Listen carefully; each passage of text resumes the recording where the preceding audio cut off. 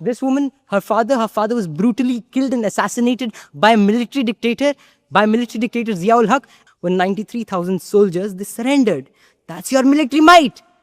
And it's the country of Pakistan, which is the only country where generals lose and get more medals. So people on that side of the motion, they have said something, and some of them are actually like, that's like factual diarrhea, so I had to clear that mess.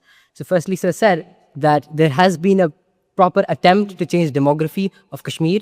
Let me put the straight fact in front of you. Kashmir's demographic population is 96.41% Islam, 2.45% Hinduism, 0.81% Sikhs. So that's the real-time demography of Kashmir. 97%, and you're saying that it's actually a change of demographics. If you know history, then I think that you should know about the mass exodus of Kashmiri Pandits, and that was one of the biggest sort of exodus which happened and which actually changed democracy. And the rivers of Vitasta and Chandrabhag are still evident to it.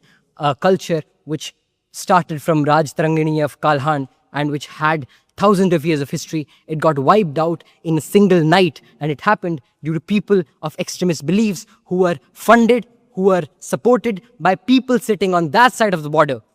Now, this is what you have missed. Secondly, you have said that $126 billion of worth of amount is lost due to Pakistan. But I think you should know you reap what you sow. So I think you should remember that. Thirdly, my dear, our very own president, he raised a lot of sort of concern about the democracy in the state that's happening in India. That's perfectly all right. And they're saying that, Modi's India is doing that. They're giving their affairs and they're heading on Pakistan. Sorry, but Indira Gandhi did that too.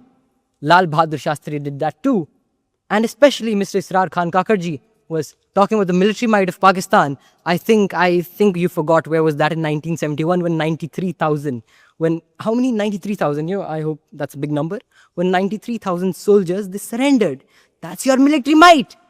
And it's the country of Pakistan, which is the only country where generals lose and get more medals, because it is evident that Pakistan's policy towards India is so centralized in its military that their existence is because they show themselves to be in a constant state of war, in a constant state of attack, and that has made them like one of the richest people. Yeah, like Fauji Foundation owns some $6 billion worth of things, and Pakistan is run by feudalist, nepotistic people who don't care about what the actual Jamhuriyat can do in Pakistan. Else, you should remember what Faiz Ahmad Faiz said. You should remember what Habib Jalib said, and then work on that rather than just helping and being sycophantic to the military. This woman, her father was brutally killed and assassinated by a military dictator, Ziaul Haq, and then her son who came to the Oxford Union, they are